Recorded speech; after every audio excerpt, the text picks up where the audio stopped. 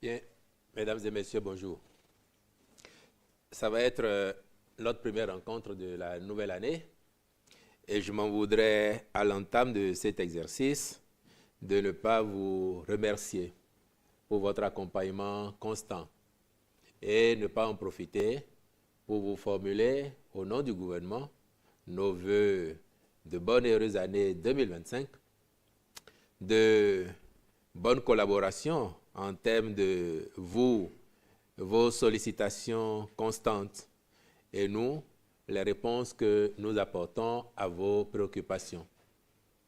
En vous souhaitant d'avoir à être moins victime de la dictature des réseaux sociaux et de leur cohorte de désinformation. À vous souhaiter d'avoir plutôt de la bonne information à broyer, celle que nous vous donnons directement ou celle que vous débusquez vous-même, plutôt que de subir en tout cas cette dictature des réseaux sociaux qui vous impose ou qui impose à certains d'entre vous de ne pas beaucoup réfléchir et de s'aligner seulement sur ce que certaines industries, puisque c'en est, de fabrication de fausses informations, vous donnent à gérer. Cela dit, moi je suis à votre disposition pour cet exercice parce que j'ai noté que dans l'actualité, il y a beaucoup de sujets qui agitent la toile ou les colonnes de vos organes de presse. Et j'ai entendu, comme nous en avons déjà l'habitude, me rendre disponible pour apporter les clarifications nécessaires aux différents sujets qu'il vous plaira d'évoquer ici. Et c'est la raison pour laquelle je me tiens devant vous. Je n'aurai pas plus que ça en propos liminaire. Je suis à votre disposition pour le temps qu'il vous plaira de m'avoir ici et pour toutes les questions sans exclusive qu'il vous plaira de soulever. Voilà, mesdames et messieurs, je suis à vous. Vous savez comment ça se passe. La parole, elle est libre.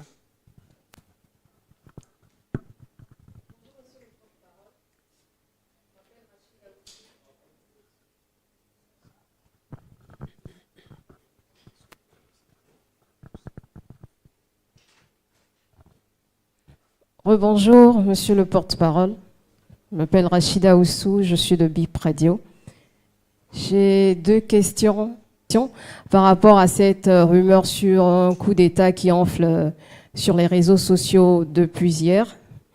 Et ensuite, après les prédictions du TOFA, est-ce que le président de la République a changé d'avis par rapport à... sur le troisième mandat? Merci beaucoup.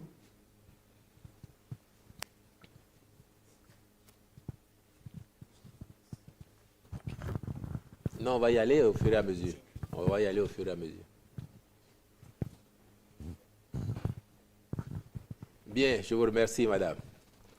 Par rapport aux rumeurs, mais je vous ai fait le vœu pour 2025 d'avoir à moins broyer de rumeurs. Ceux qui, dans une logique qui est la leur, dans un plan qui leur est propre, ont décrété hier qu'il y avait une situation insurrectionnelle au Bénin, voire qu'il y avait un coup d'État, ben, ils en sont et ils en seront pour leur crédibilité aujourd'hui et demain. Je viens de la présidence de la République où le chef de l'État a convoqué une réunion depuis 9 heures pour faire le bilan des Vodou Days, apprécier les aspects positifs, regarder courageusement les aspects qui auront moins marché pour projeter l'édition 2026 afin d'offrir à nos concitoyens et à tous ceux qui viendraient au Bénin à l'occasion de cette prochaine édition une expérience encore plus envoûtante de Vodou Days. Et parce que j'ai un rendez-vous avec lui, je me suis excusé pour partir de la salle et vous rejoindre. Donc, c'est vous dire que le pays, le Bénin, notre Bénin, est loin des sirènes apocalyptiques que certaines usines, certaines officines s'emploient à faire résonner autour de lui.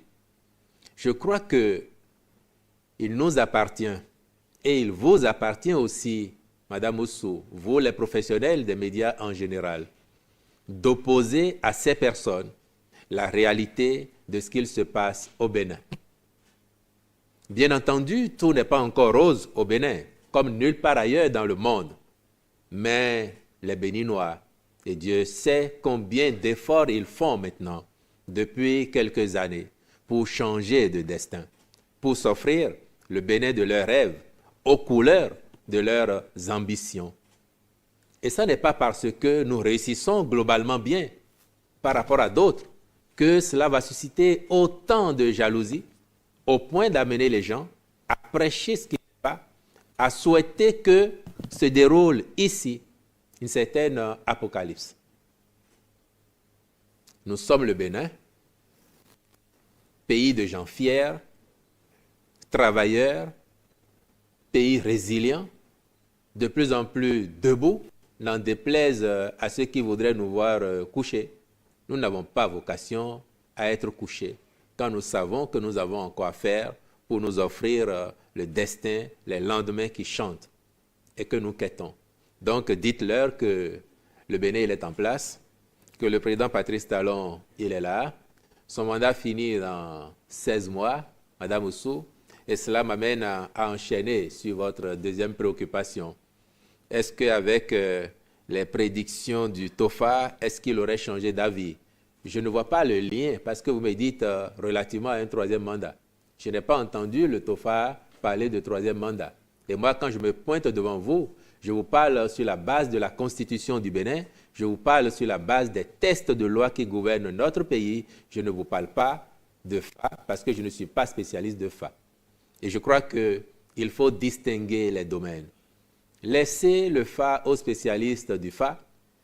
Et pour nous qui sommes en situation de serviteurs aujourd'hui de la République, en attendant le tour d'autres personnes, d'autres concitoyens, permettez-nous de parler sur la base des textes qui régissent notre pays, qui fondent notre vivre ensemble. Et sur la base de ces textes-là, s'il était encore besoin de vous rassurer, Madame Oussou, rien n'a changé. La Constitution qui interdit à un président de la République au Bénin de faire plus de 2 mandats de sa vie, cette Constitution, elle est toujours en vigueur. Les textes de loi sont les mêmes, les hommes, ils sont les mêmes. Le président Talon n'a aucune envie de prolonger d'un jour son bail à la tête du pays. Il n'a aucune envie de tripatouiller la Constitution pour se maintenir. Même si, je vous l'avais dit et je le constate aujourd'hui, même si il est et il sera de plus en plus populaire d'ici à la fin de son second quinquennat. Donc pour nous, je voudrais vous le réitérer, le débat sur troisième mandat ou premier nouveau mandat, ce débat, il n'existe pas plus qu'il n'existera demain. Le Bénin avance et nous avons envie de grandir, d'être les meilleurs en tout ce que nous faisons. Et c'est cela l'engagement que le président Talon a pris avec nous, servir la République, sortir par la grande porte, sortir porter en triomphe et sortir porter en triomphe. Tout ce que je viens de dire là participe également de cette sortie en triomphe.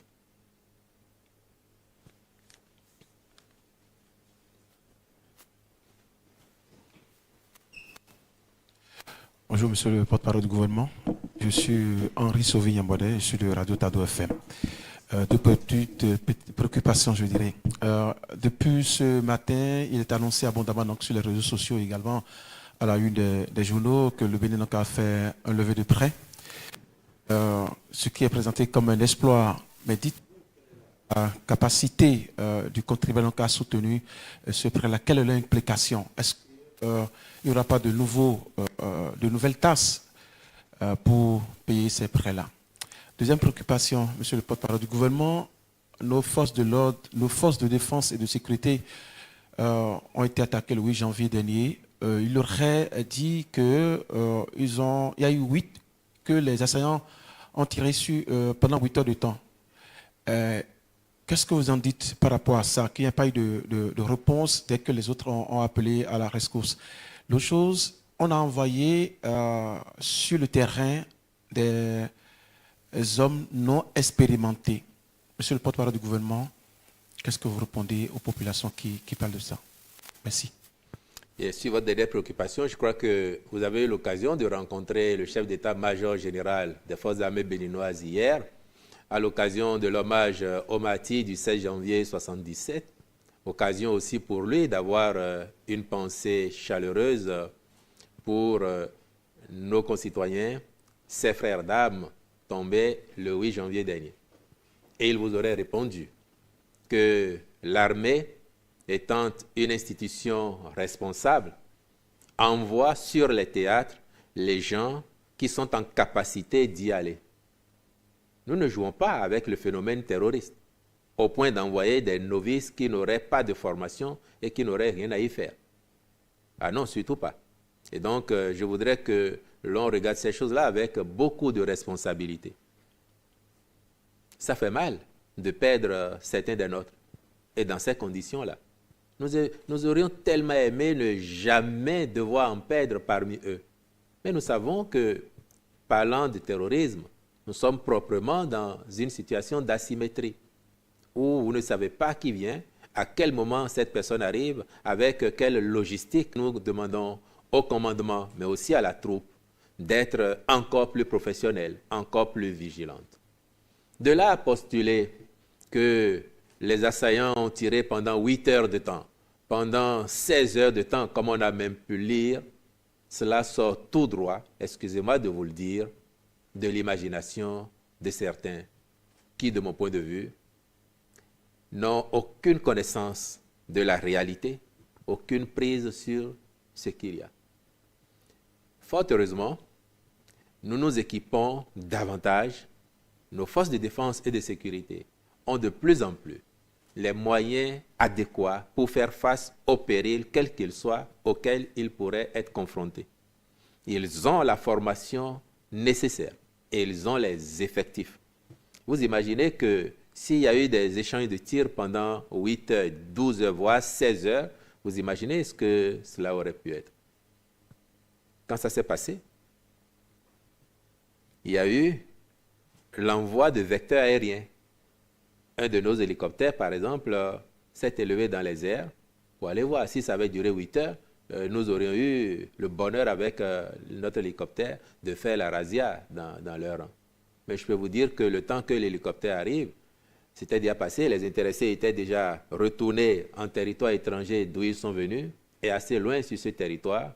Et ce qui n'a pas permis d'avoir le résultat que nous aurions aimé, parce que nous aurions aimé faire davantage de dégâts dans leur rang.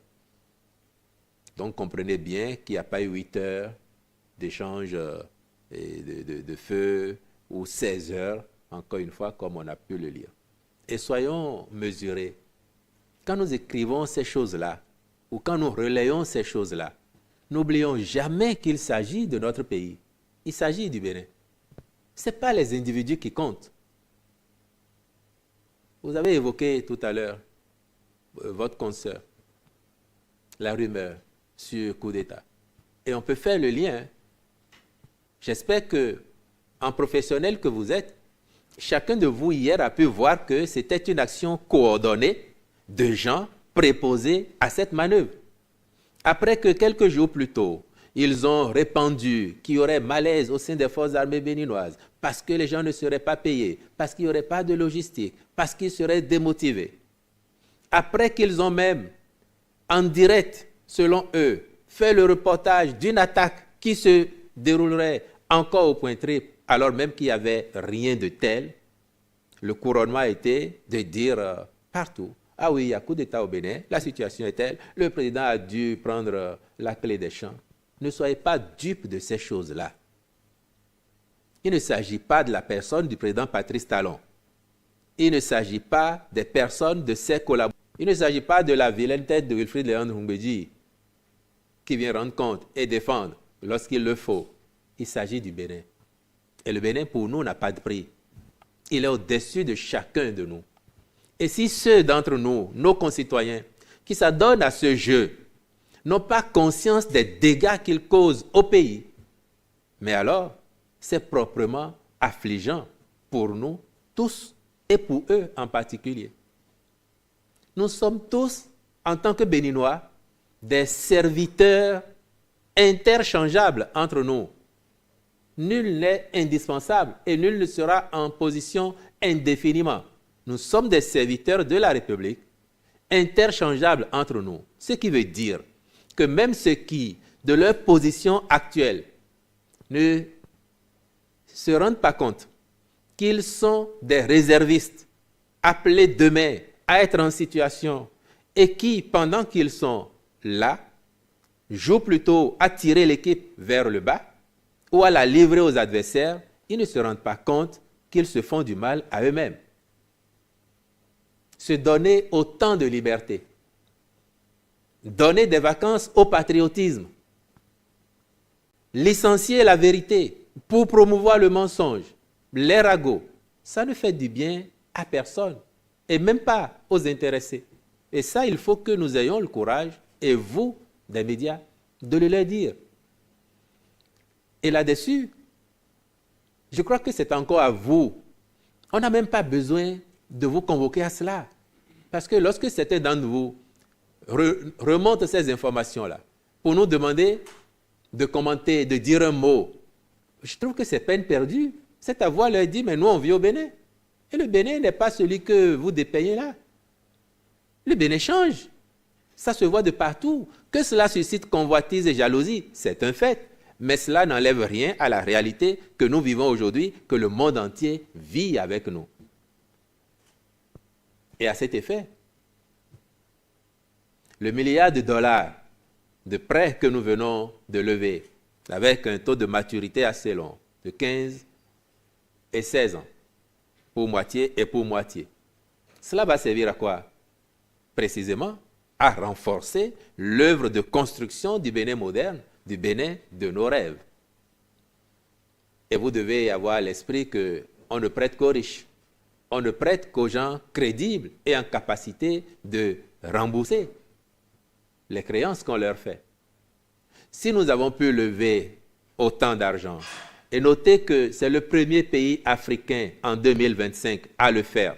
On vient de passer les 15 premiers jours de l'année. Ça veut dire que nous n'avons pas dormi. Le ministre de l'Économie et des Finances et ses équipes, ils travaillaient depuis des semaines, des mois en arrière, pour aller sur le marché très tôt en début d'année, lever le financement. Ce financement, ce n'est pas pour aller dans la poche du ministre des Finances. Ce n'est pas pour payer les salaires. C'est pour renforcer les bases qui structurent le développement socio-économique de notre pays à travers des infrastructures modernes que nous mettons en place et pour lesquelles la tendance actuelle va se poursuivre. Alors, est-ce que nous sommes en capacité de rembourser? Est-ce que nous n'allons pas créer de nouvelles taxes? Le budget 2025 a été voté par l'Assemblée nationale. Quand vous le parcourez, il n'y a pas de nouvelles taxes créées. On n'a pas augmenté même les taux des taxes et impôts qui existent. Mieux, entre 2016 et aujourd'hui, nous avons réduit le nombre de taxes et autres prélèvements qui existaient au Bénin de 50 à une trentaine maximum aujourd'hui. C'est nous plutôt qui avons fait des efforts pour réduire les taxes, plutôt que d'en créer. Mais par contre, ce qui change, c'est que nous faisons l'effort pour que tous ceux qui doivent payer, tous ceux qui doivent contribuer, puissent le faire, contrairement à avant, où la grande majorité de ceux qui devraient payer ne le faisaient pas. Les gens qui collectaient la TVA et qui la gardaient dans leur poche, alors que, par nature, la TVA, on sait très bien qu'elle est collectée pour l'État. Il y a de moins en moins de personnes qui peuvent aujourd'hui garder la TVA sur elles. C'est ça qui change. Il y a que vous ne pouvez plus faire certaines choses au port de Cotonou. Hier, il était possible de faire venir du champagne, du vin et de dire en complicité avec certains agents de la douane que vous avez fait venir de l'eau minérale au Bénin pour payer moins. Et une partie de ce que vous devriez mettre dans les caisses de l'État restait dans votre poche et l'autre allait dans les poches de certains douaniers. Ça n'est plus possible aujourd'hui. Ce sont ces choses-là qui changent. Et c'est ça qui nous permet de mobiliser de plus en plus de ressources intérieures et d'aller sur les marchés solliciter le reste que nous n'avons pas. Et cet effort que nous faisons au plan interne, il faut saluer tous nos concitoyens qui comprennent que le pays se modernise, qu'on a besoin de faire nos propres efforts et qui contribuent de plus en plus volontairement. Il n'est plus rare d'entendre des Béninois en cours d'année, en début d'année, à tout moment dire « Ah, je vais payer mes impôts » ou je vais payer une partie de mes impôts en attendant d'avoir des ressources pour payer l'autre partie, spontanément. Parce que les gens voient autour d'eux à quoi sert l'argent public, l'argent que nous collectons, et ils voient comment ça transforme leur cadre de vie, comment ça facilite la vie, comment ça structure le mieux-être collectif et individuel. Il reste du chemin. Tout n'est pas encore rose, mais nous faisons les pas, les uns après les autres, et nous y arrivons. Nous avons compris qu'il faut oser faire les efforts, parce que le plus long voyage, il commence par un premier pas. Si vous ne le faites pas, vous n'avez pas entamé votre voyage. C'est ça que nous avons commencé à faire. Et heureusement, malgré les efforts que cela appelle, les Béninoises et les Béninois comprennent de plus en plus que ce n'est qu'ainsi que l'on progresse, que l'on avance. Si on ne le fait pas, on retarderait et on se condamnerait à végéter dans nos insatisfactions et à ne pas créer de meilleures conditions de vie à nos enfants et à nos petits-enfants. Ce sont ces efforts que nous faisons collectivement qui justifient que l'argent que nous mobilisons, nous exigeons qu'il soit bien dépensé. Et quand nous avons fait ça, les partenaires qui nous font confiance nous accompagnent avec ce que nous arrivons à lever en termes de prêts ou quand il dit que les nouvelles dispositions relatives au mandat et à sa durée, et en rappelant que la Constitution a été révisée à regarder le texte voté par l'Assemblée nationale en son temps. Et donc, il est loisible d'avoir l'interprétation qu'il veut. Celle qui compte, c'est celle que la République retient. Et la République du Bénin considère que personne ne peut faire plus de 2 mandats de président de la République. C'est ainsi, c'est vissé dans la Constitution. Et ça n'a pas changé. Si nous parlons de la même Constitution qui a prévu cela, je crois que tous les débats autour d'un éventuel 3e mandat n'ont aucune raison d'être. Il faut nous occuper à autre chose. Pour nous, autre chose. Pour le président de la République, autre chose aujourd'hui, c'est prolonger la dynamique en réussissant encore ce qu'il y a à faire d'ici les 16 prochains mois. Et c'est surtout pouvoir proposer aux Béninois, dans 16 mois, une alternative pour prolonger cette belle dynamique qui produit autant de résultats avec l'espoir que les Béninois y adhéreront et ratifieront le choix que la dynamique actuelle leur proposera pour qu'elle s'amplifie année après année. Ce ne sera pas de perdre notre temps autour d'un éventuel nouveau 1er ou 3e mandat du président Talon. Ce n'est pas à l'ordre du jour, ce n'est pas dans nos plans. Concentrons-nous sur l'œuvre de développement du Bénin. Et j'ai dit tout à l'heure qu'aucun de nous, le président de la République en premier le dit, aucun de nous n'est indispensable longtemps. D'ailleurs, il ajoute, si je ne suis pas capable de partir et de voir faire mes successeurs, c'est que je vais échouer. Donc, soyez rassurés, chers amis. Merci beaucoup, monsieur le porte-parole du gouvernement. À la veille des Vodun Day, on nous a annoncé une navette gratuite entre Cotonou et Ouidah pour permettre aux populations qui voudraient d'aller à Ouidah pour pouvoir suivre les manifestations. Mais quelques heures avant l'ouverture de la fête ou du festival, cette navette a été annulée. Je voudrais profiter de l'occasion pour savoir pourquoi cette initiative a été annulée à la dernière minute. La deuxième question, toujours relative au Vodun Day. On a eu hier les chiffres, pour ne pas dire l'Institut national de la statistique et de la démographie a dévoilé hier, par le biais du ministère du Tourisme, des chiffres qui nous révèlent que plus de 400 personnes ont participé, plus de 400 000 personnes ont participé au Vodun Day à Ouidah. Et dans ces 400 000, monsieur le porte-parole du gouvernement, est-ce qu'on peut avoir une idée sur le nombre de touristes étrangers qui ont effectué les déplacements de Ouidah pour cette édition des Vodun Day? Toujours dans la même dynamique, vous revenez de la réunion convoquée par le chef de l'État pour faire le bilan. Est-ce qu'à chaud, vous pouvez nous donner quelques détails sur le bilan et qui se dégagent de cette deuxième édition des Vodou Days. Merci beaucoup.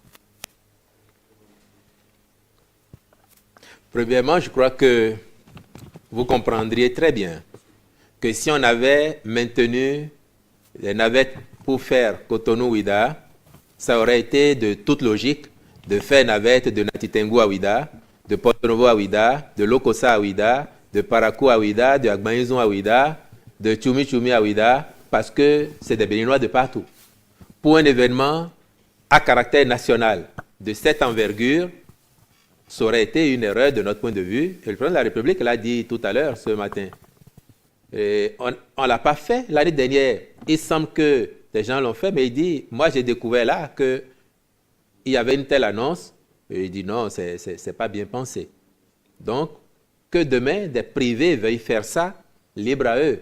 Mais ça ne sera pas le rôle de l'État, du gouvernement, d'organiser une navette privée pour convoyer des gens de Cotonou vers Ouida parce qu'ils veulent assister au Vodou Days. Et c'est une très bonne chose. Mais si on le fait, c'est qu'il faut le faire pour toutes les communes. Et vous voyez ce que cela représente.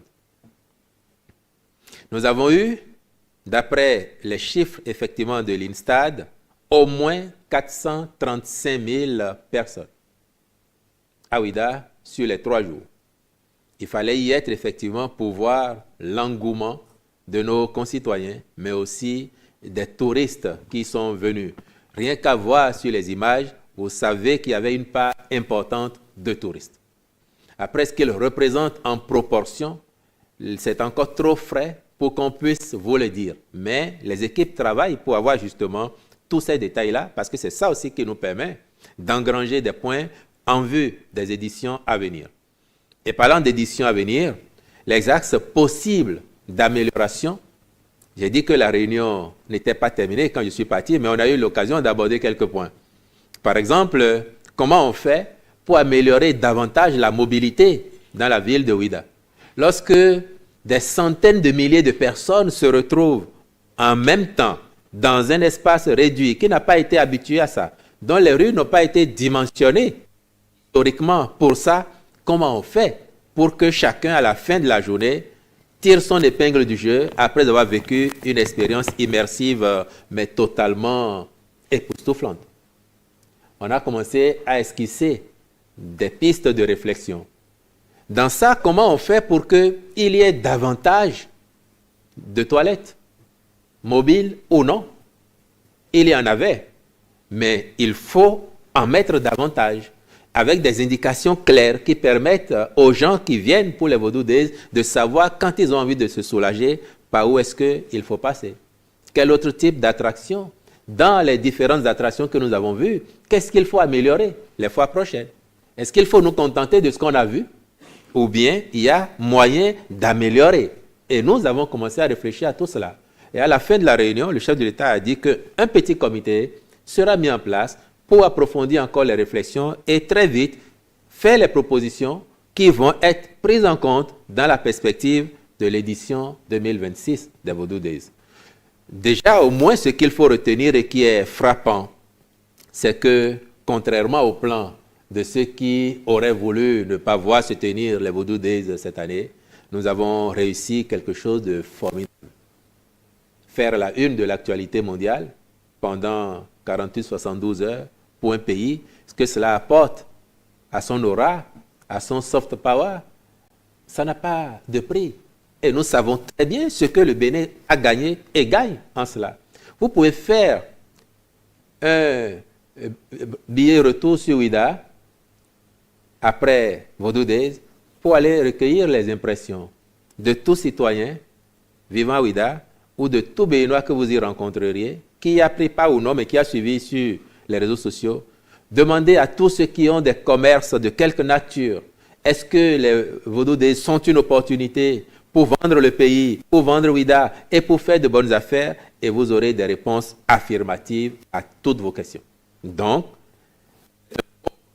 mis en place et il nous appartiendra des années pour que Vodou Days devienne un rendez-vous mondial immanquable. Que l'on soit béninois, que l'on soit touriste, s'intéressant à l'Afrique et s'intéressant au Bénin en particulier, on réserve tant à l'avance son séjour au Bénin dans la période des Vodou Days parce qu'on se dit, si je n'y vais pas, je raterai quelque chose d'essentiel. Donc nous pouvons nous réjouir tous ensemble d'avoir fait quelque chose de merveilleux, d'avoir réussi cette édition de Vodou Days sans occulter que nous ne dormons pas sur nos lauriers, nous avons envie d'améliorer et de faire mieux. Pourquoi en 2026, on ne tutoierait pas le million de participants?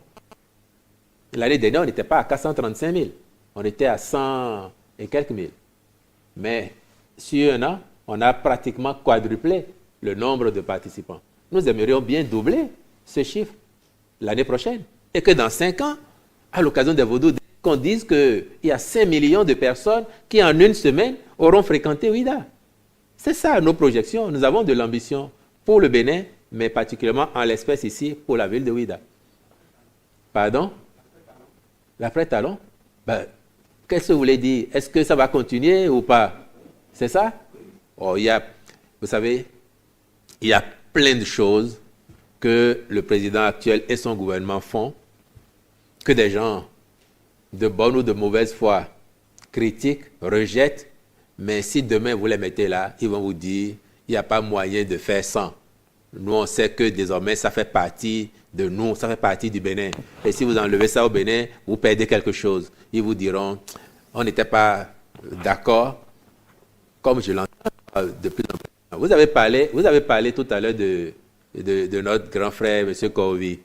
Mais entre nous, est-ce que vous n'entendez pas de plus en plus de Béninois ordinaires faire la même réflexion que M. Kovi? C'est parce que M. Kovi a voix au chapitre en tant qu'acteur politique que ça vous retient.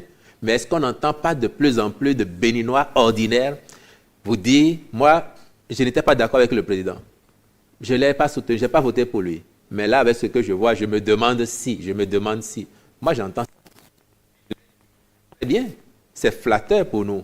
Mais justement, il va vous montrer que le Bénin, c'est une république et qu'il veut le meilleur pour le Bénin. Et le meilleur pour le Bénin, c'est qu'on ne s'empêtre pas dans des querelles liées à troisième mandat en perspective parce que le président voudrait. Non, qu'il montre qu'on peut être président du Bénin, réussir globalement son magistère à la fin et partir dignement en passant régulièrement la main à son successeur et en lui faisant les vœux de réussite parce que c'est de réussite en réussite que le Bénin et donner le meilleur à chacun de ses enfants.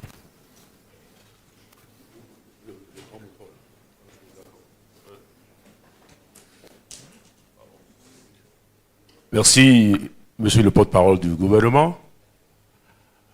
Mes prédécesseurs ne l'ont pas fait, mais je dois le faire en leur nom, en ma qualité du doyen du corps des journalistes, En effet. des confrères et consoeurs, vous retournez les vœux les meilleurs à vos collaborateurs, à votre entourage. Cela dit, j'ai une question. À la suite du drame survenu au Point Triple dans le nord du pays, les confédérations centrales syndicales projettent d'organiser une journée d'hommage demain samedi, 18 janvier 2025, aux soldats tombés sur le champ d'honneur. Dans le même temps, elles entendent dénoncer et demander le départ de supposées troupes françaises du Bénin. Que pensez-vous de cette initiative? Est-ce à dire que nos structures syndicales sont convaincues par les discours des dirigeants de l'AES, Alliance des États du Sahel? Voilà ma préoccupation.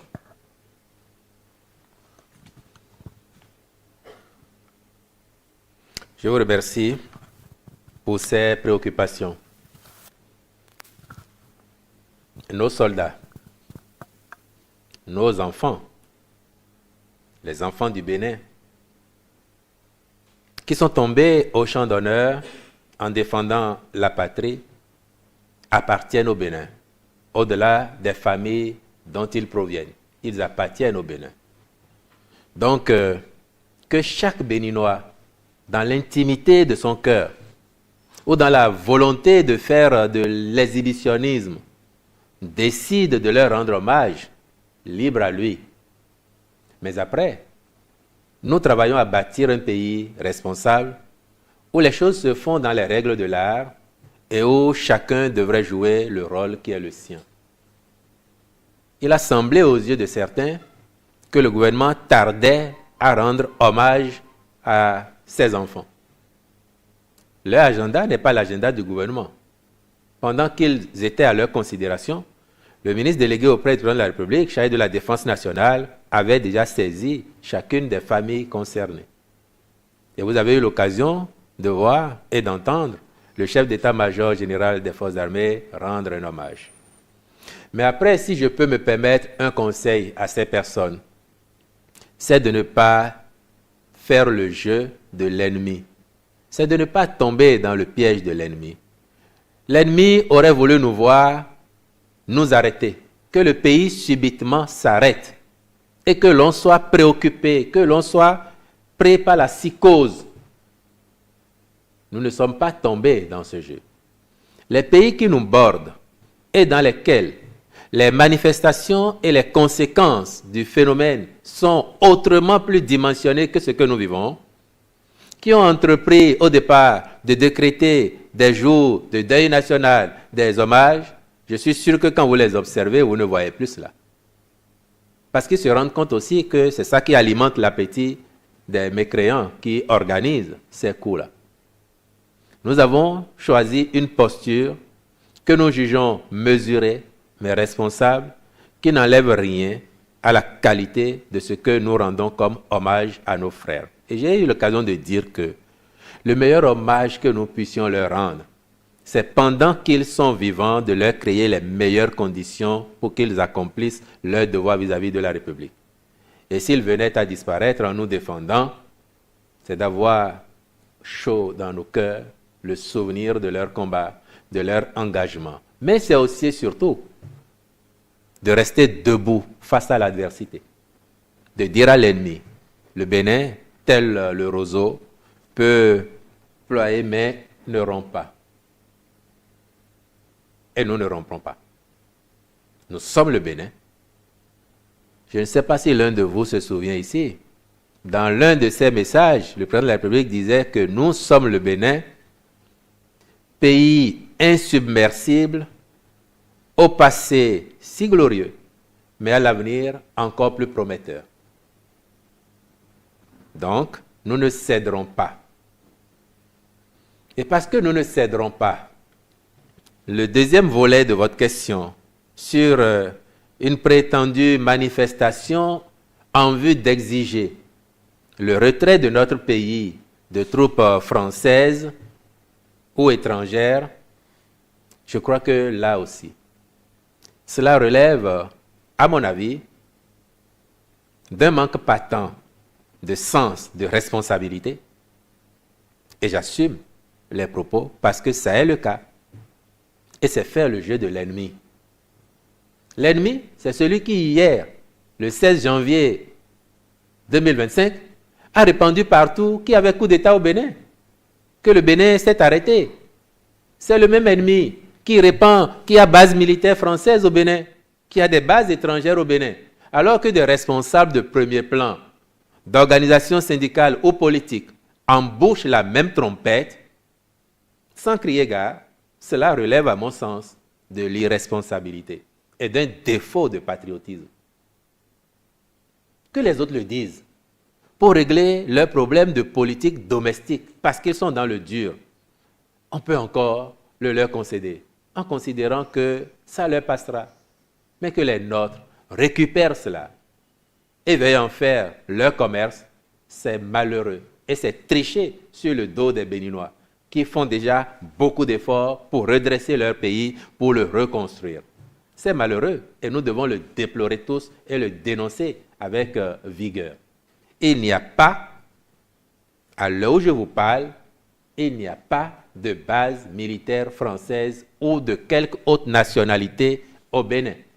Notre pays, à la différence d'autres qui l'entourent, n'a jamais eu d'accord de défense avec un pays étranger. Nous avons des accords de coopération militaire avec la Russie, avec la France, avec la Chine, avec les États-Unis, avec la Belgique et autres, comme d'autres. Mais nous n'avons jamais abrité de bases étrangères chez nous. Et ce n'est pas demain que nous allons commencer. Là où ceux qui les abritaient, ont commencé à demander leur retrait.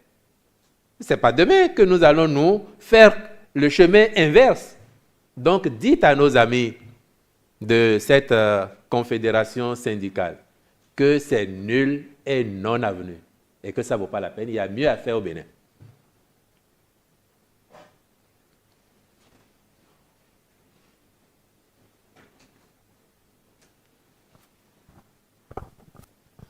Bonjour, monsieur le porte-parole. Permettez-moi de revenir toujours sur ce même sujet. Je crois qu'il y a un de nos collègues qui évoquait le sujet, notamment par rapport à la durée de l'opération de l'attaque. Et vous avez évoqué 8 heures, puis 16 heures. Mais je n'ai pas eu... C'est pas moi qui ai évoqué, hein. Vous êtes revenu, en fait, sur ce que les autres ont dit. Ce que certains de vos confrères même ont écrit. Tout à fait. Alors qu'ils n'étaient pas sur les lieux. Tout à fait. Et donc, moi, ma question, c'est de savoir maintenant la version officielle, puisque vous avez rapporté ce que les autres ont dit, vous les avez même critiqués, mais vous n'avez pas donné, vous, votre version. Et donc, nous aimerions entendre savoir aujourd'hui quelle est la version officielle sur la durée de l'attaque et comment elle s'est produite. Oui, allez-y. Ma deuxième question, c'est par rapport au Vodun Days. J'ai remarqué qu'il y a eu certains aspects des Vodun qui n'ont pas été, vus, qui n'ont pas été mis en lumière. Et je trouve que c'est une très bonne chose, c'est-à-dire que souvent, quand on fait des cérémonies Vodun, on voit un peu des sacrifices. Donc, on tue un coq, on tue un mouton, on voit de l'huile qui est versée sur les Vodun. Et j'ai cru savoir vraiment que cet aspect de la chose a été interdit aux pratiquants. Enfin, pendant les événements, hein, que cet aspect des choses a été demandé aux pratiquants de ne pas les faire. Est-ce que mon analyse est vraie? Et si elle est vraie, est-ce qu'il y a eu, au cours de la réunion que vous avez tenue avec le chef de l'État, est-ce qu'il y a eu d'autres aspects sur cette pratique-là qui seront demandés à ces pratiquants de ne pas les faire pendant ces événements, puisque c'est quelque chose qui peut paraître choquant pour certains touristes, pour certains même d'entre nous, et ça pourrait être un frein, puisque l'objectif c'est d'atteindre les 1 million. Et donc, est-ce qu'il y a ces genres de choses-là qui seront demandées aux pratiquants de ne pas les faire pendant ces 3 jours de manifestation? Merci.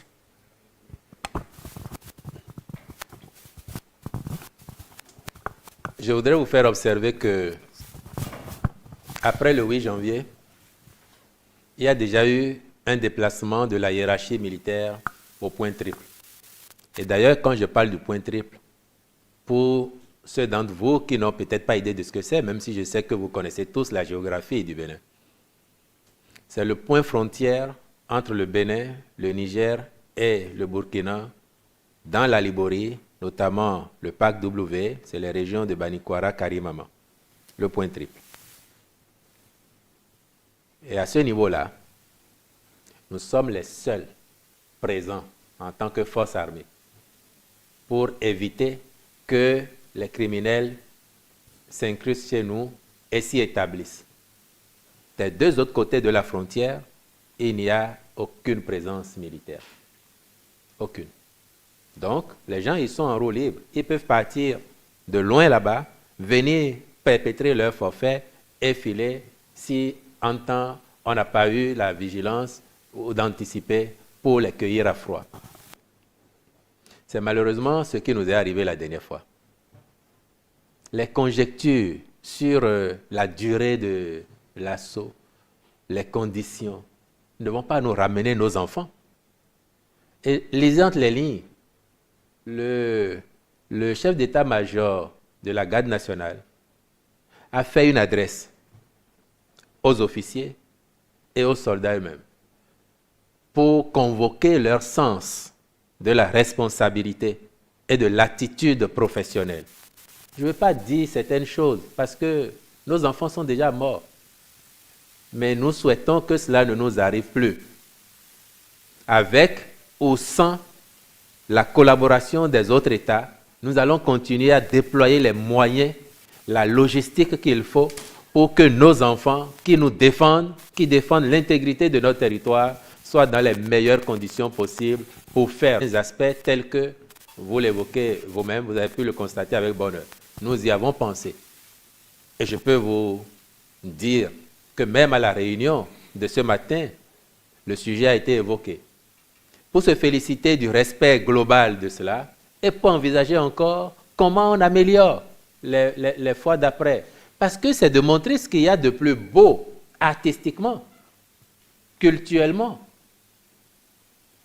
autour du vaudou, artistiquement. Et ces aspects-là peuvent ne pas être convoqués justement dans la façon dont le vaudou s'exprime au plan artistique. Nous en tiendrons compte parce que nous voulons encore une fois offrir les meilleures expériences possibles à tout le monde. Si vous êtes chrétien catholique, par exemple, vous devez savoir que ça a évolué dans le temps. Même la façon de dire la messe. Peut-être que vos grands-parents vous diraient que quand eux, ils allaient à l'église, le célébrant leur faisait dos. Vous et moi, on a connu les prêtres qui nous font face. Les musulmans vous diraient comment l'islam a évolué dans le temps. Les pratiques vaudou peuvent évoluer aussi, s'aseptiser pour être digestes pour tout le monde, quelles que soient les confessions et les convictions religieuses ou spirituelles des uns et des autres. On a envie que ça soit un rendez-vous universel qui parle à tout le monde et qui ne repose personne du fait de tel ou tel aspect. C'est donc pour ça, M. Deguenon, que nous avons fait ce choix-là et que nous allons travailler à améliorer encore sur les années à venir, édition après édition. Merci.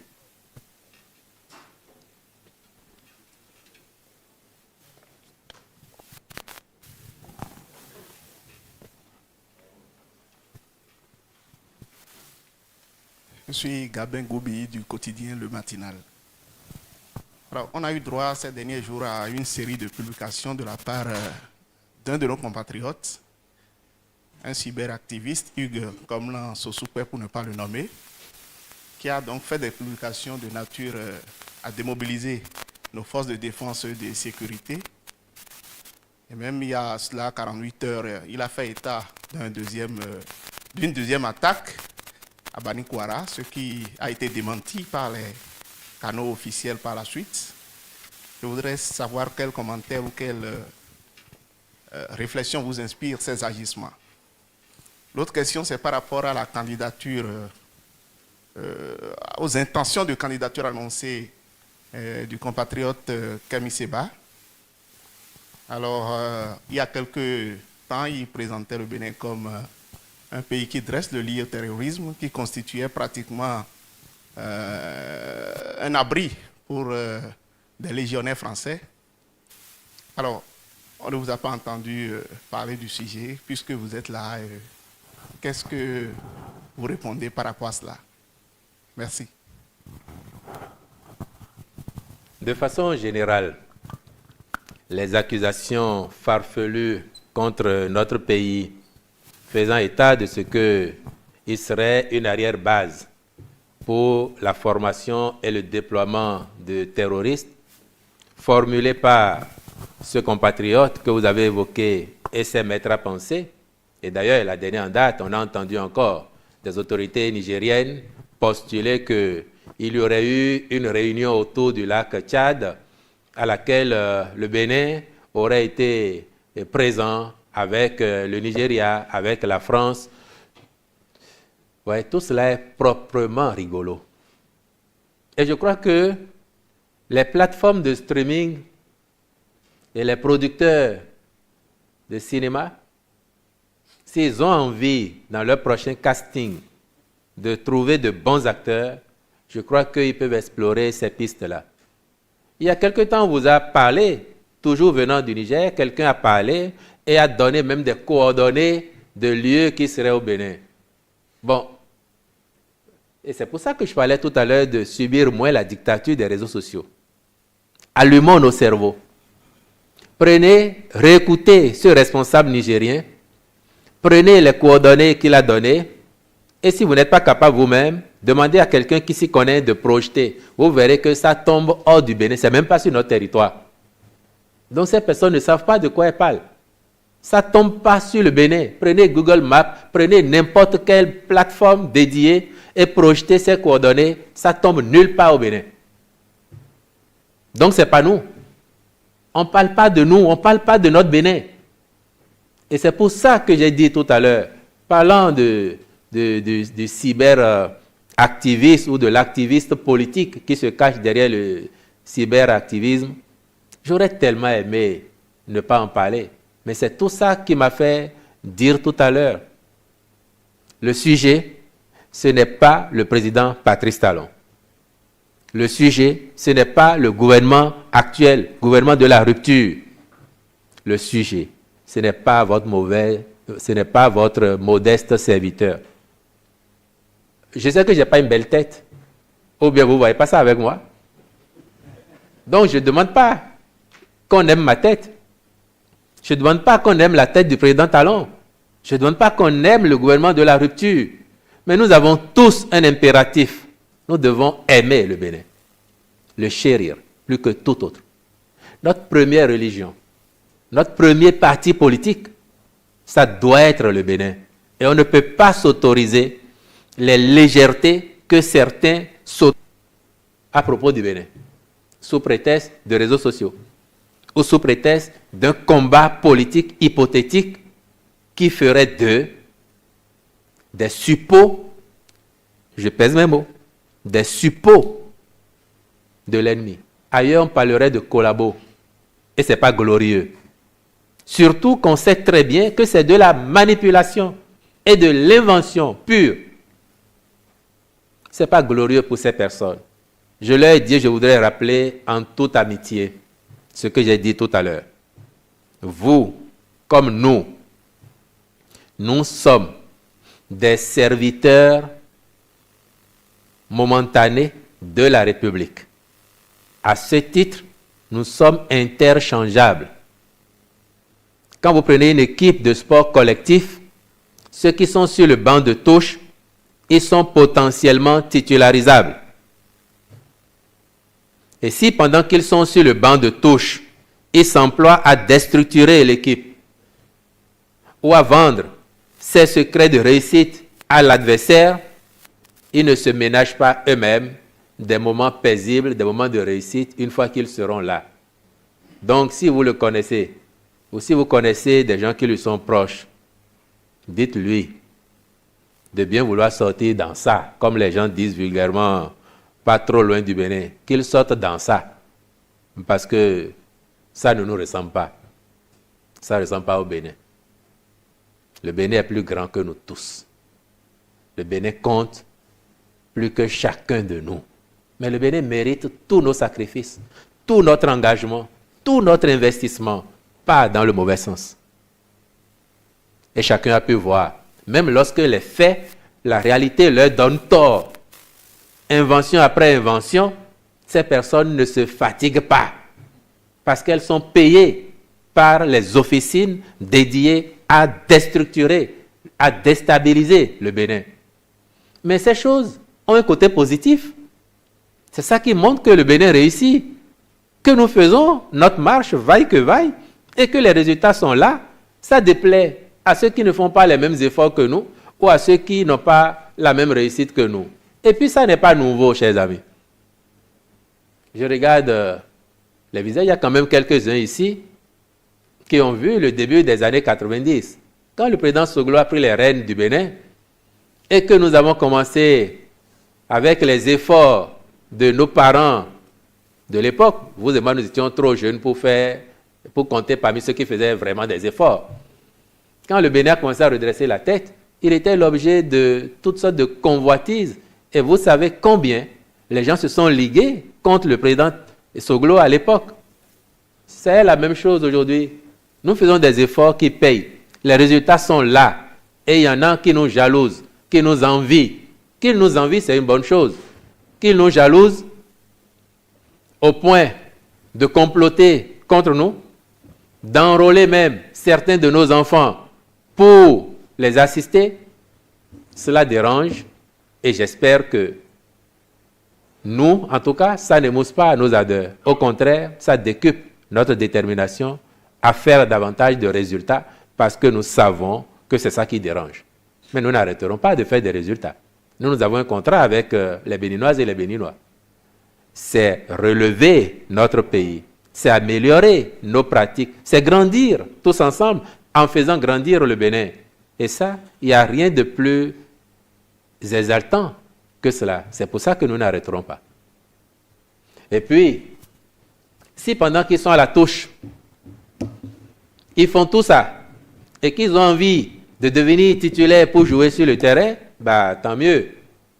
Et puis, je leur souhaite d'ici à là d'avoir les parrains nécessaires pour être dans les starting blocks en 2026.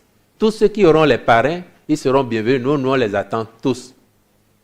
De conviction forte, foi de nos résultats, de l'opinion de nos concitoyens, qui savent très bien désormais où est le bon sens dans lequel le Bénin doit aller. Donc, quel que soit l'adversaire, qu'il mobilise ses parrains et qu'il vienne, nous on l'attend pour le combat dans les urnes. Et nous verrons qui va gagner. À la régulière.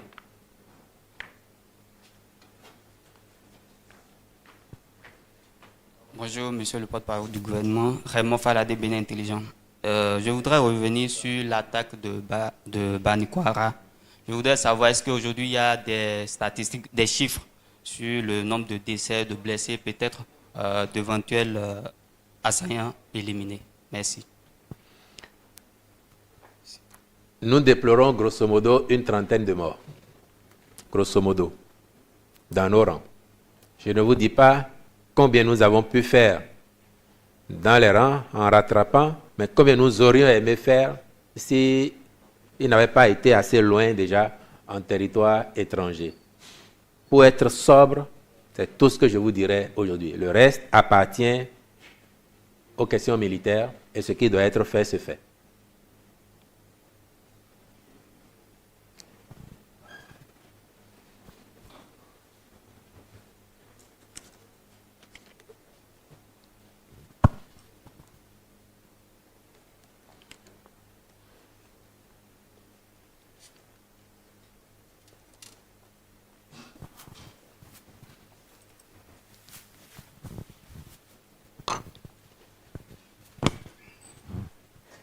Bonjour, monsieur le porte-parole. Mon nom c'est Herman Degueno, Radio Topa. Alors, je voudrais savoir à quoi bon de continuer par faire le TOFA si, après avoir consulté l'oracle, nous assistons à tout ce méli-mélo entre Bokono tel que nous l'assistons maintenant. À quoi bon continuer à faire le TOFA? Et qu'est-ce que le chef de l'État retient de la dernière consultation? Puisque ça va dans tous les sens, des interprétations. Qu'est-ce que lui-même, en tant que chef d'État, le retient de cette consultation? Merci. Je vous ai dit tout à l'heure, ce que le chef de l'État retient, c'est ce que la Constitution a prévu. C'est ce que les lois électorales ont prévu. Au plan du développement global du Bénin, c'est ce que le programme d'action du gouvernement, le programme national de développement, c'est ce que cela a prévu et nous permet de faire. Le TOFA n'a pas une dimension institutionnelle, c'est une pratique. Et nous prendrons toujours le positif qu'il y a dedans, parce que c'est notre culture, pour avancer. Mais le TOFA, ce n'est pas la Constitution. Si les conseils des personnes avisées nous permettent de corriger ceci ou cela, d'améliorer tel ou tel aspect, d'engranger des résultats, oui.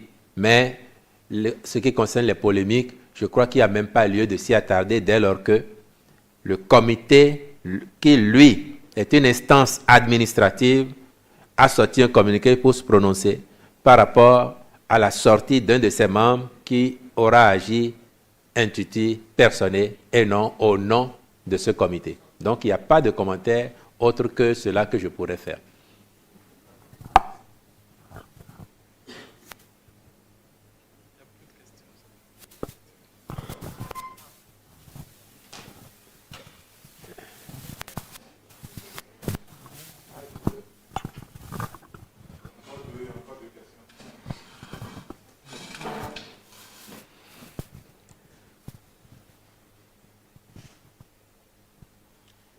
Peggy Ludovic Dagba, Eden TV. Alors, ma question, vous l'avez évoqué tantôt, le chef de la garde nationale a adressé une demande, en fait, de rencontre au Niger, mais on reste sans réponse jusqu'à présent. Vu les différentes sollicitations, je veux dire, les appels à une coproduction sécuritaire concernant les 3 pays, je veux parler du Bénin, du Niger et du Burkina Faso, que fait le Bénin? Est-ce qu'il y a nécessité, en fait, pour que les 3 nations se mettent ensemble pour lutter vraiment, pour traquer cette bête qui tue nos enfants, qui tue nos frères? Il y a nécessité de sortir, en fait, de ces tréfonds. Alors, j'aimerais savoir, face au mutisme du Niger, est-ce que des démarches sont menées en direction, par exemple, du Burkina Faso, en direction d'autres États qui peuvent aider vraiment à circonscrire et à faiblir cette bête-là? Deuxièmement, les Vodou Days. Jusque-là, on parle de beaucoup de choses, mais on n'a pas parlé du montant, on va dire du budget des Vodou Days. Est-ce que vous pouvez nous en dire un mot? Merci.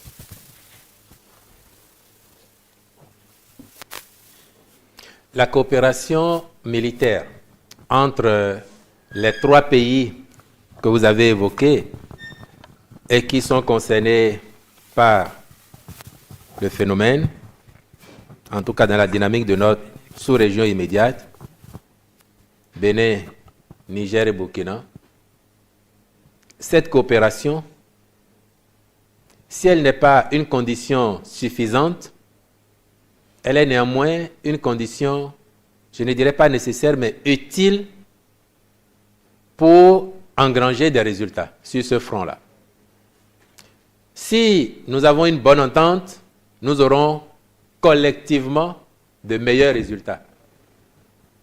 Si chacun y va, avec ses moyens, sa stratégie, ça va peut-être lui coûter un peu plus, ça va lui demander plus d'efforts, plus d'investissement, et il aura les résultats au gré de ce que ses moyens lui permettent d'embrasser, sachant qu'il ne peut pas aller chez les autres. Et c'est le cas chez nous. Nous n'avons pas au Bénin de cellules djihadistes actives. La preuve, dans tous nos villages, dans toutes nos communes, les activités se mènent normalement. On ne peut pas en dire autant d'autres pays. Mais si nous savons par exemple que les gens quittent ailleurs pour venir chez nous et que dans le cadre de la coopération, nous avons un droit de poursuite pour intervenir dans un certain rayon, cela nous faciliterait par exemple la tâche. Donc nous espérons et nous avons bon espoir que les autres comprendront bien la nécessité de cette coproduction de la sécurité. Nous avons bon espoir qu'on va y arriver. Les atermoiements, les hésitations, les suspicions vivront. Et le temps du réalisme va s'imposer. Le temps de l'efficacité dans l'action va s'imposer. Les Vodou Days. Sur cette question, vous connaissez mon approche. Elle n'a pas varié, mais je peux vous dire, les investissements autour de Vodou Days 2025, nous avions un budget d'un peu plus d'1 milliard. Un peu plus d'1 milliard. Mais on a dit tout à l'heure qu'il y a eu 435 000 personnes au moins qui sont arrivées à Ouida. Quand on aura fait la part des touristes qui sont arrivés, qui ont dormi 3, 4, 5 nuits à Ouida où aucun hôtel n'avait aucune chambre disponible, des jours avant, ou dans les restaurants, les gens ont fait en une journée un chiffre d'affaires d'1 million, là où ils faisaient 50, 75 000 avant, où les stations-service ont vendu beaucoup de carburant. Quand vous voyez les milliers ou les dizaines de milliers de voitures qui ont convergé vers Ouida, et quand vous voyez, j'ai parlé de soft power, ce que le Bénin aura gagné en visibilité mondiale, en aura, ça n'a pas de prix. Donc nous sortons largement gagnants de cette édition des Vodou Days. C'est comme hier. Il vous souviendra, M. Dagba, la polémique autour de l'Amazone. Mais aujourd'hui, l'Amazone de Cotonou, cette esplanade-là, attraction mondiale. Moi, je vois des gens à 6h30, à 7h, en train de faire leur selfie ou de se faire photographier. À 23h, à 1h du matin, il y a des gens qui font photo. Ça apporte à notre pays, même si ce n'est pas palpable pour vous en termes d'argent. Les gens qui prennent l'avion pour venir séjourner 3 nuits, 5 nuits au Bénin, 1 semaine au Bénin, parce qu'ils ont entendu parler de l'Amazone. Ou quand ils sont dans la sous-région, ils se disent, si on est déjà là, il faut faire un tour au Bénin. C'est tout cela que nous gagnons et ça n'a pas de prix. Donc, les Vodou Days, ça coûte juste ce que ça doit coûter, sans plus, mais pour générer le maximum d'impact positif possible pour notre pays. Je vous ai satisfait, M. Dagba? Merci. Monsieur, pour finir. Étienne Yemandje, du quotidien Le Matin. J'ai plusieurs questions. La première, explosion de dépôt de gaz à Kpakpa. Vous avez dit Le Matin. Oui, du quotidien Le Matin. Et explosion est intervenue le samedi matin? Le samedi matin, n'est-ce pas? Le samedi matin. Le 11 au matin. Évidemment. C'est ça, non? Ça fait bientôt 1 semaine. Ouais. Personne n'a dit gaz. Et si vous êtes vraiment le matin, c'est sûr que vous avez vérifié que ce n'était pas du gaz. Et vous avez entendu les ministres qui ont été sur le lieu et qui ont fait un point de presse depuis le CNHU. Et donc, explosion quand même à Kpakpa, à qui incombe la responsabilité. Aujourd'hui, quel est le bilan des victimes après ce drame? On parle de Vodou Days. C'est vrai que ça travaille énormément au niveau du gouvernement pour attirer donc, les étrangers vers notre pays pour développer notre tourisme. Mais au plan national, que faites-vous réellement pour développer le tourisme domestique? On parle aussi de cette situation dramatique. Dans le stade de l'amitié, toujours en réflexion. Le Bénin qui sera en mars prochain, qui va renouer en mars prochain avec les éliminatoires du Mondial 2026. Est-ce qu'on va toujours retourner à Abidjan? Et donc, merci.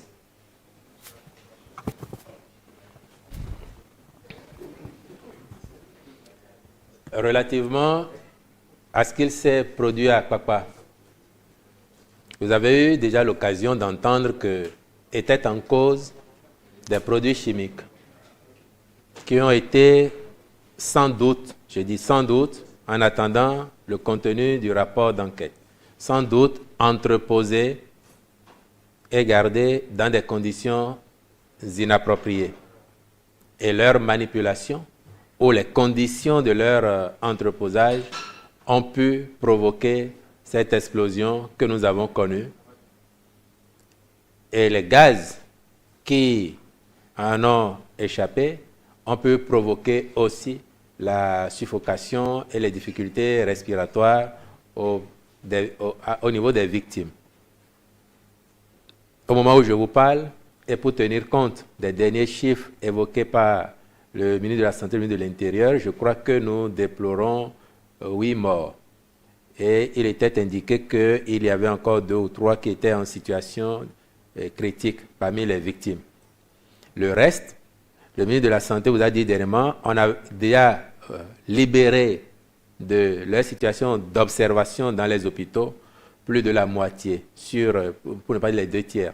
Parce que sur les plus de 150 patients mis sous observation, il disait qu'il restait une 50aine. Bon, entre le moment où il a parlé et aujourd'hui, sans aucun doute, d'autres sont rentrés chez eux. Mais à qui incombe la responsabilité, comme vous dites? Il y a un propriétaire de l'immeuble qui est un concitoyen, qui a passé un bail avec quelqu'un, un Indo-Pakistanais, qui lui est le responsable des produits entreposés là. Bon, au moment où c'est arrivé, ce que je peux vous dire, et sans trahir les enquêtes, c'est qu'au moment où c'est arrivé, la police, le recherchant, il se trouve qu'il était hors du territoire national. Donc, nous ferons en sorte de l'amener à nous fournir les explications et à répondre des responsabilités qui seraient les siennes, établies par les commissions d'enquête et par la justice. Nous ne les ignorons pas sur les moyens. Après, il faut profiter de cela pour lancer un appel aussi à chacun d'entre nous, dans nos quartiers où nous nous trouvons. Lorsque nous voyons parfois des scènes, des situations qui interpellent, peut-être que nous n'avons pas connaissance toujours de la nature des produits qui sont là, mais lorsqu'une situation nous paraît suspecte, nous pouvons nous référer à la police pour dire qu'il se passe quelque chose dans mon environnement qui me préoccupe. Je ne dis pas forcément que c'est une infraction, mais j'aimerais que vous nous aidiez à y voir clair. Voilà, parce que si on entrepose ces produits, on les manipule, à quelle fin? Je ne sais aujourd'hui, en attendant les rapports, est-ce que tout cela se fait dans les conditions indiquées, les conditions prescrites? On ne manipule pas un produit chimique n'importe comment. Donc voilà ce qu'il y a lieu d'en dire. Est-ce que les vertus de nos traditions peuvent nous aider sur le front de la lutte contre le terrorisme? Notre devoir, en tant que gouvernement, c'est de faire tout ce qui est rationnellement et scientifiquement possible. Notre devoir, c'est de faire tout ce qui est rationnellement et scientifiquement possible, techniquement possible, pour venir à bout d'eux. Après, s'il y a des adjuvants de quelque nature qui peuvent y concourir, bon, pourvu qu'ils trouvent les bons circuits pour y concourir sans obliger la République. Si nous avons les résultats, chacun peut dire c'est grâce à moi. Vous savez qu'il n'y a que la défaite qui soit orpheline. La victoire, elle est souvent bâtarde. Parce qu'elle a plusieurs pères, plusieurs mères. Mais nous voulons avoir la victoire, quitte à ce que n'importe qui revendique même nos efforts, pourvu que nous ayons la victoire. Nous savons que quand l'équipe gagne, chaque membre de l'équipe a gagné. Donc nous voulons gagner. À tous les coups, nous voulons gagner.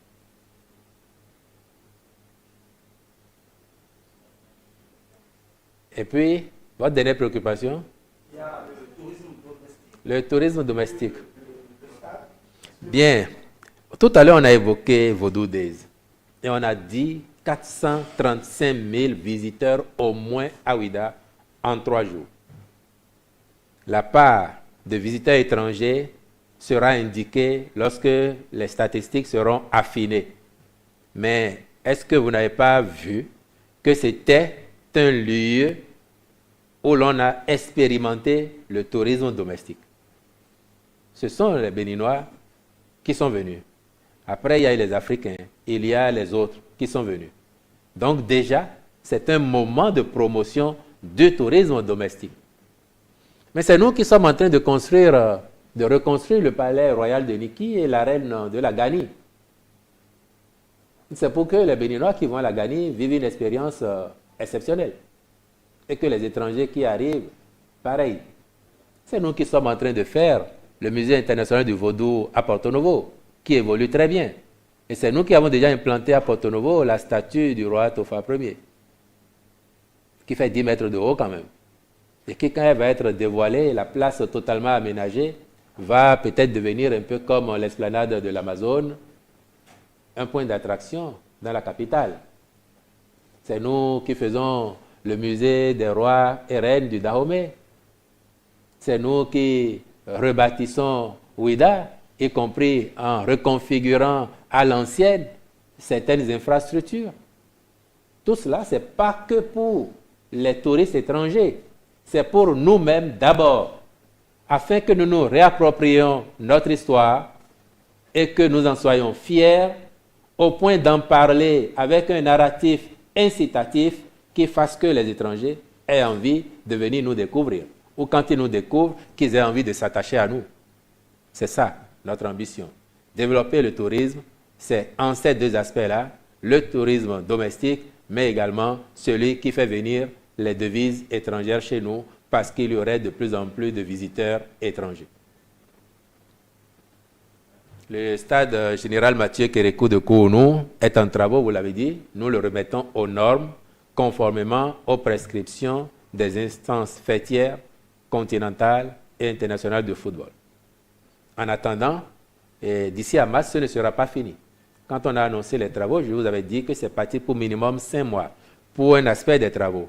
Après, il y a un autre aspect parce qu'il faut répondre à toutes les exigences, y compris le cloisonnement vitré qui permet de séparer les tribunes de la pelouse.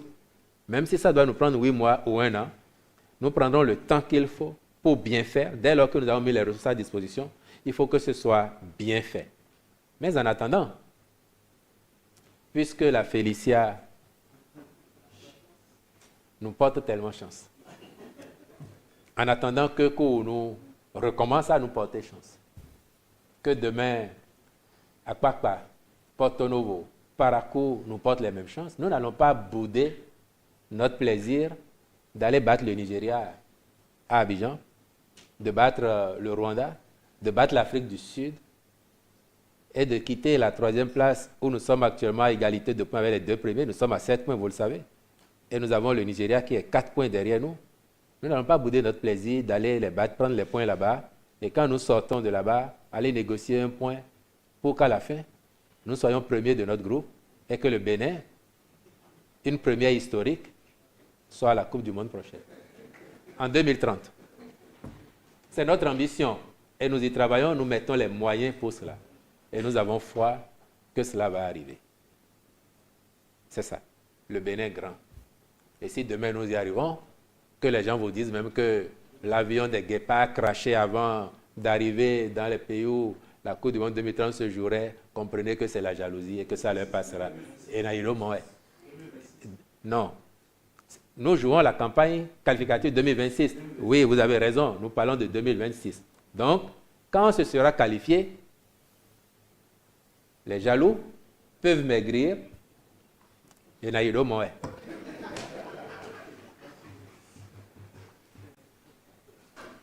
Bien, merci beaucoup. Je crois qu'on a fait le tour de vos préoccupations. Je vous remercie d'avoir été là. Et un plaisir à renouveler. Le portable, il a attendu le bon moment pour commencer à signaler. Il y en a un qui crépite parce que il est 12h30 ou 13h30. Merci beaucoup, monsieur. Merci.